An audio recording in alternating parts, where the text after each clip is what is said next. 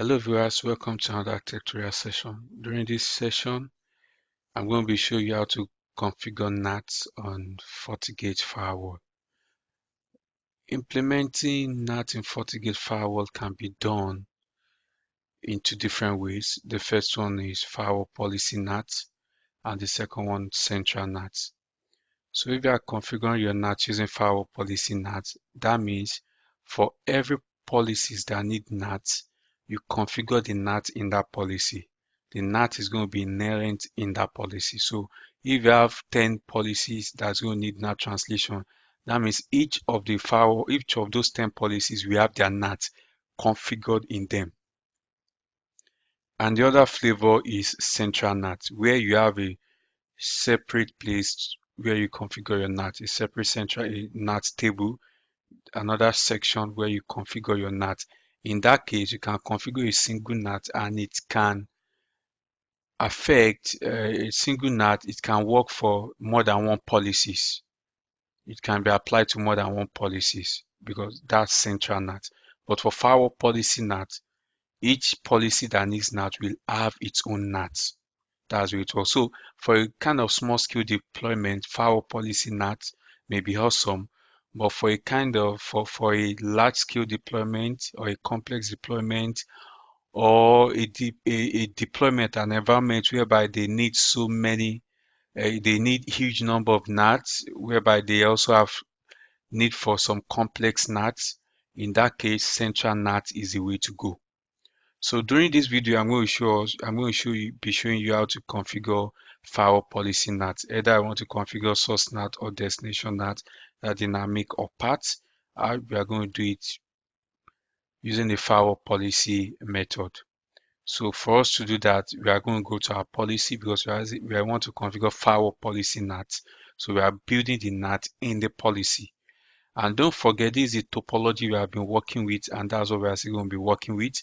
So right now, I'm going to create a source NAT, or you can call it dynamic NAT. Dynamic NAT, that's from the host coming from the inside, going to the outside, and the source address is going to be translated to the egress interface IP address, which is the IP address of port 4, 172.16.10.1.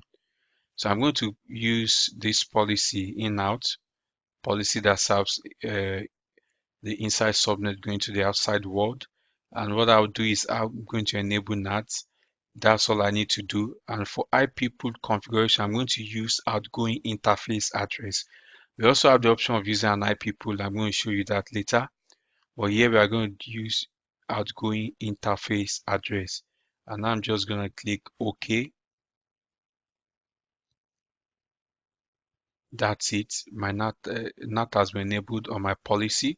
So it's only this policy that the NAT is enabled on. That's why I call it firewall policy NAT. So the NAT is for this policy alone.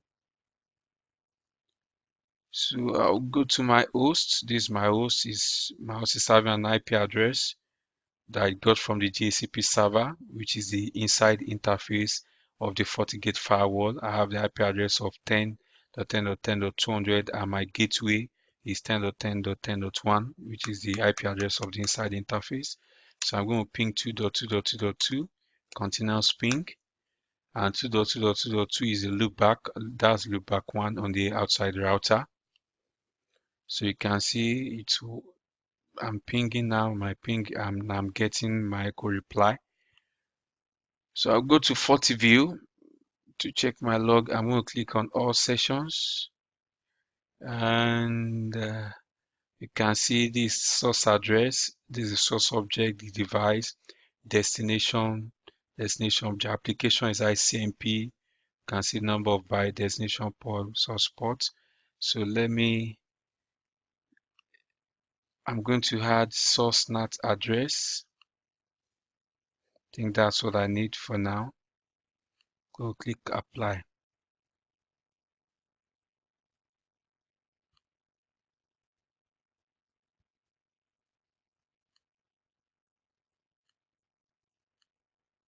You can see, let me bring it here.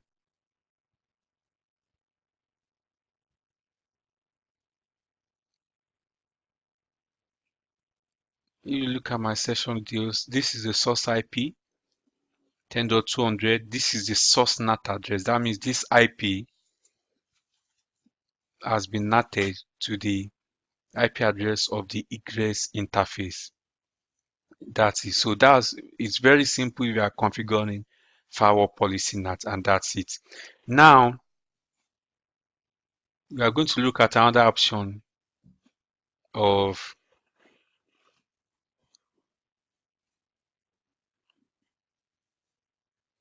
we're going to look at another option of using an IP pool. So in order for us to use an IP pool, in case we don't want to use the egress interface, in order for us to use an IP pool, where are we going to do that from? Policy and objects. And I'm going to click on IP pool. I'm going to create new. Let me just name it NAT pool. I'm going to use an IP address in the same subnet with the egress interface. I'm going to give it an IP 172.16.10.3. 172.16.10.3 is going to be overload. That means paths. For example, maybe I have 100 hosts inside, 100 internal hosts that needs access to the internet, and maybe I'm only having one IP address in my pool, or 2 or 5 IP addresses. That 5 IP addresses can't cover all of them. Let's say if I want to use one-to-one, that means I have one public IP for one private IP, but I'm not doing that. I don't have that much of IP, so I'm just using maybe 1 or 2 or 3. So it's going to be overload because multiple private IP we share a single public IP address. So that's the meaning of that. We have overload one-to-one. We have fixed port range, port block allocation. I know port block allocation is that means you allocate a particular number of block that a user can use. That means session, particular number of users are limited to session. So for example, maybe a user an IP address can use more than 10 sessions, something like that. That's what port block allocation means. But for fixed port range, that means, for example, for a particular, maybe as I have 10.10.10.0/24 subnet in my internal network, I may say that, okay, I only want 10.10, 10.10.10.200 to 10.10.10.205. I only want 10.10.10.200 to 10.10.10.205 to use this IP address. So that means any IP address that does not fall within this internal range, this NAT pool is not going to be used for them. So that's fixed port range. But overload, you only have one IP address. Let's test the fixed port range. So at least this is our host IP. So it falls within the range. So, and I'm only having just one IP address, and I'm going to click OK. I've never tried the fixed port. I've only used overload one-to-one, but let's see how it works. So that is that. Now I'm going to go to my policy, IPv4 policy, in out. I'm going to use dynamic pool. I'm going to click this my NAT pool. I'm going to apply. So I've selected my NAT pool. I'm going to click OK. So let me go back to my FortiView, all sessions.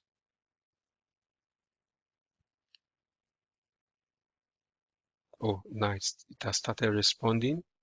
Back, okay. Conversion has taken effect. Oh, cool. You can see. Now this is my source address. Now look at what I'm NATed to. I'm being NATed to 172.16.10.3. That's it. 172.16.10.3. And if I should change my IP address, let me change the IP address of this host. You see that NAT, if I change my IP address, I've never tried it, but let's see what's going to happen. if I should change my IP address, because I've configured NAT on the policy that permits me to go to the interface. But the IP pool I'm using are specified that it's only for from 200 to 250, 205 or whatever. But let me give myself an IP of 199. I'm not going to fall in that 200 range.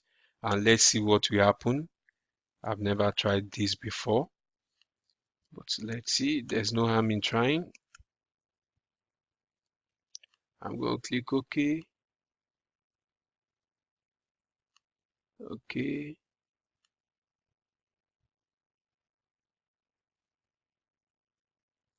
Now my request is timing out.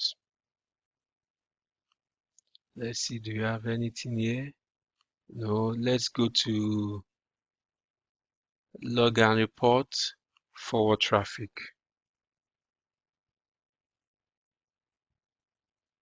Can you see that? This is my source IP. I'm going to this. I'm being denied. Why am I being denied? Let's go to our policy. You are going to see why. IPv4 policy. This is the only policy that permits inside hosts to go to the outside. And this policy has a NAT configured. And that NAT, I'm using a fixed port range NAT. This is the NAT. This is supposed to be NATed IP 10.3, but I specify that it should only permit NAT within this if the source is coming from 200 to 205. And my source is not coming from 200 to 205. So this NAT won't work for me. So that means this policy automatically won't work for me. So let me go back to my NAT pool and let me put it within my range 199. Okay. You can see my ping has started working again. So that's it. And if you go to FortiView, sources, let me click on all sessions and you can see 10, 10, 10, 199 going to is being NATed to this IP address. So that's it, very simple. So quickly, I'll come back here and I'll change it back to overload, which I want to use before overload, and it's just one single IP. That's going to be my public IP, and this my ping should still work. My ping should still work. That's it. So if you are using overload, fine. And if you want to use fixed port range, so that means that policy will only work for that particular source subnet that you specified in your fixed port range. But for port block allocation, I'm not going to do that now. I'm going to show that. But that means you are limiting a user. You are creating blocks per user is going to be 8. That's what it means. So every user can only have 8 sessions per user. So that's how that works. So that's it about source NAT. So let me quickly show you how to configure destination NAT. So if you want to configure destination NAT, that for example, you have a host on the outside that wants to access whatever you have on maybe in your DMZ, wants to access a server in your DMZ. In that case, you click on virtual IPs. So for destination NAT, you are going to use virtual IPs, just like your normal static NAT. User from the internet accessing a server in the DMZ. So I'm going to create virtual IP and I'm going to name it or label it web server. Let me change the color to something fancy. I don't know, is this fancy? I don't know.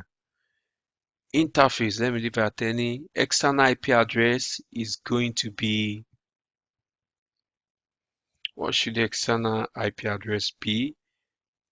Before I do this, I want to show you something. I'll go back to my policy. Okay, let me come back to my virtual IP pool.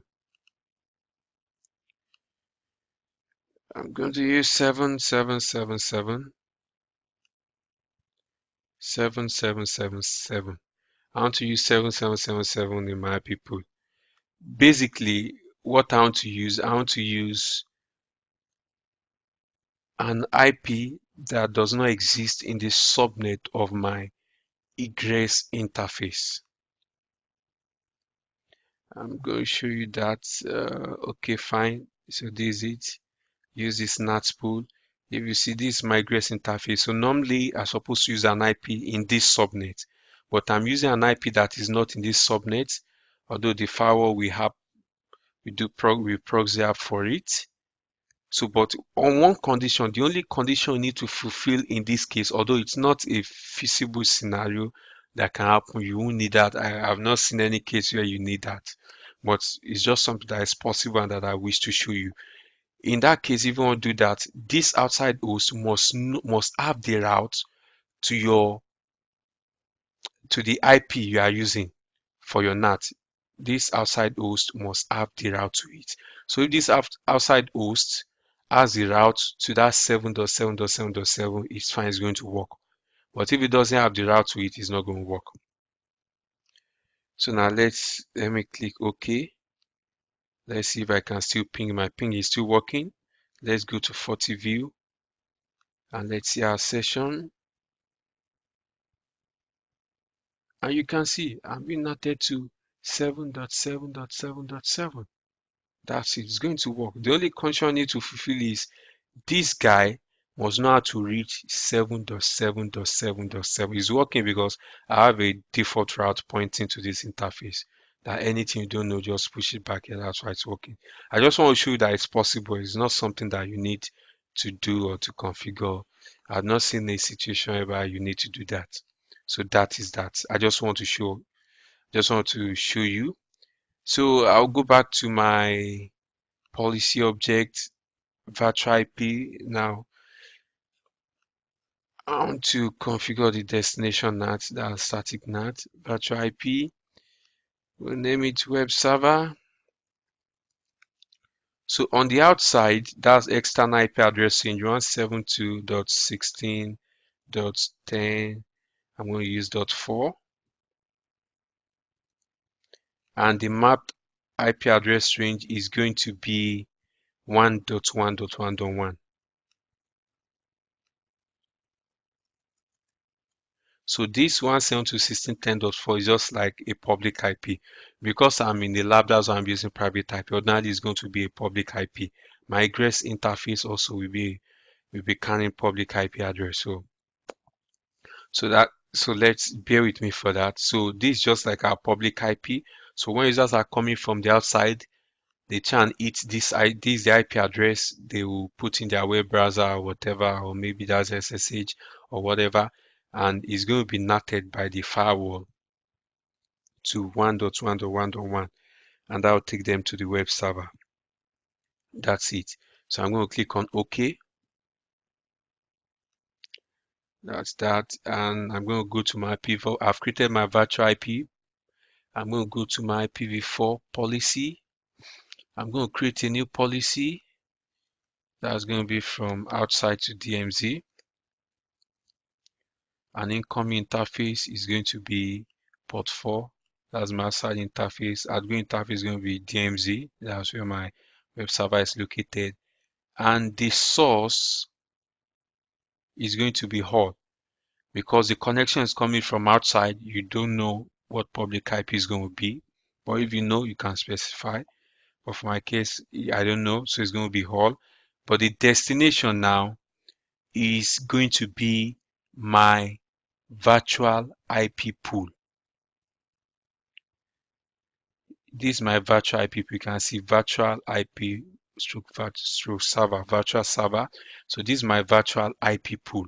So that is what you are going to use as your destination. That's just it. That's what you're going to use as your destination. I'm going to click OK, and the service is going to be, can they be ICMP? Okay, let's try HTTP.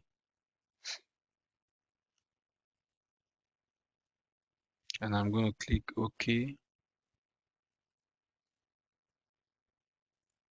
I'm going to turn off this NAT, not using this one. So that's it. I've specified my virtual IP pool here, HTTP, and that will be all. I'm going to log all sessions.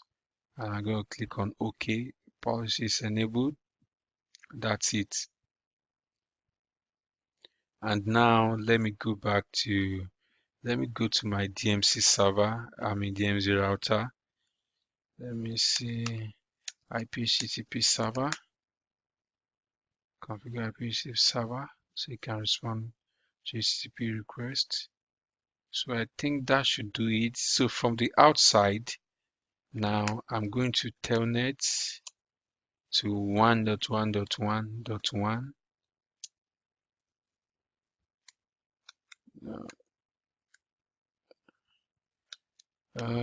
Telnet one. Okay, on port 80, there's going to be HTTP. Yeah, that's what I'll do. On port 80, that's it. I don't need source. So let's see that work.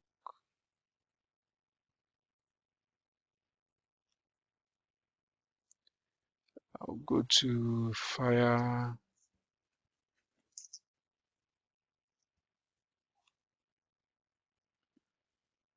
Log and report. Forward traffic.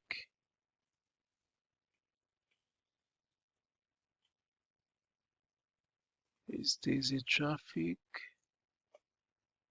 Source is one. Yeah, this is it. Oh, sorry about this. Source is 172.16.10.2 and it's going to 11111. That means it has been NATed. It's going to 1.1.1.1. Oh no. I'm doing that. It's not been NATed. I made a mistake. It's supposed to be to 172.16.1.4. 172.16.1.4. Then it's going to be NATed to 1.1.1.1. That's why it's not working.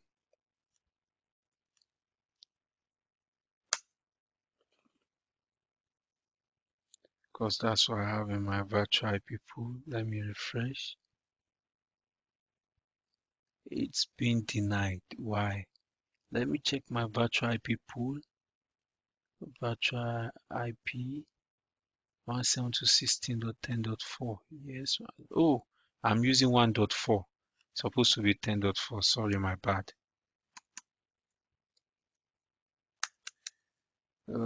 About man. So this is going to be 10. Now 17. Okay, fine. You can see open. 172.16.10.4. So let me go to FortiView, all sessions.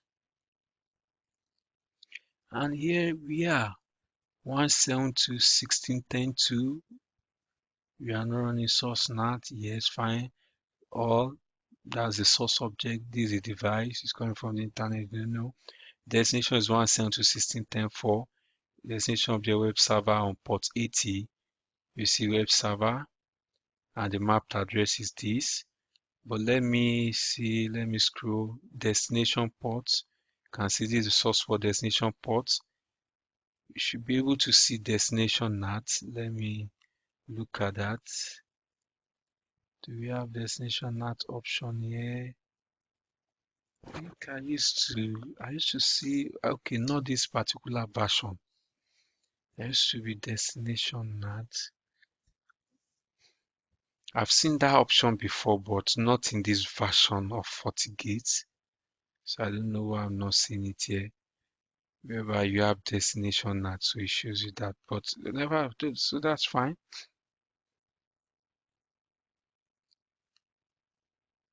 So that's fine. But this is source IP address and these are destination objects, and you can see 1111. That's range. And even another confirmation is that we don't have 172.16.10.4 configured here on our DMZ. We don't have 172.16.10.4. Show IP interface brief. What we have is 111. And from our outside router, we telnet to 172.16.10.4 and it gets NATed to 1111. So that is that. If you look at policies, out to DMZ, there's a policy. Let me click on this policy. Okay, fine. This is the source. 172.16.10 to destination. You can see destination is 172.16.10.4,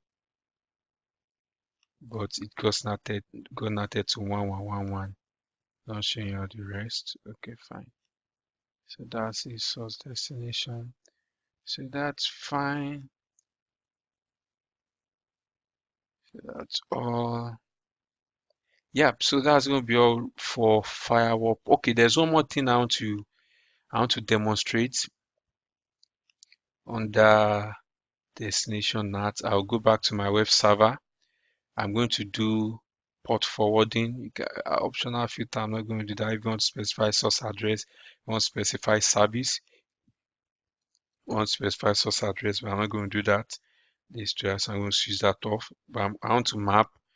I'm going to map 8888 external service port, and it's going to map it to 80 TCP. So that's that. So that means when I'm coming from the outside, it's going to be to port 8888. So that that means the destination port is going to be NATed also. So the destination IP is going to be NATed to 1.1.1.1. The destination port is going to be NATed from 8888 to 80. So let's try that. That's it. It's open. Let me go to FortiView, all sessions. And you can see it. Okay, you can see it from a look at the application 8888. From this source to this destination, look at the application 8888, and destination port is 8888. I don't like this. I don't know why it's not giving me the option. I'd have loved to show the destination NAT and other stuff. Source interface, source NAT ports. This is not going to help. Destination interface. Let me remove all this. Core application, source NAT. I don't have destination NAT. Destination NAT address. I don't have the option. Oh, okay. But that's just it. You can see these are ports 8880, but it's been NATed to port 80. I'm looking for a way where I can see that. Let me see. There's the source destination. It's not showing the destination NAT here. Also, sessions. Let me see this session. That is not showing us that also. Okay. Let me see if I can do that from here. Forward traffic. Let me see if I can do that from here. I can do that. Oh, fine. I can do that from here. Destination IP, destination NAT IP, destination NAT ports. Yeah, that's what I need. Destination NAT IP and destination NAT ports. I'm going to remove this. Okay, let me leave the rest. I'll just click OK. Excellent. So now you can see from here, this is source, this is destination, this is destination NAT IP. So that's 172.16.10.2 got NATed to 1.1.1.1. And the source ports, let me get the destination ports. If I have that destination port, and the oh no, I already have destination port, source ports. Okay, yeah, the destination port, fine. The destination port is 8888 and it got NATed to port 80. So that's it. So from 8888 it got NATed to port 80. So that's port forwarding. So we forward it from 8888 to port 80, and we also now the destination from 172.16.4 to port to 1.1 or 1.1. That is it. And another thing I would like to show you. Okay, I think that will not be in this session. So that's all I'm going to show you concerning firewall policy NAT. So in the next video session, I'm going to show you how to implement NAT using central NAT mode. Thank you very much for watching.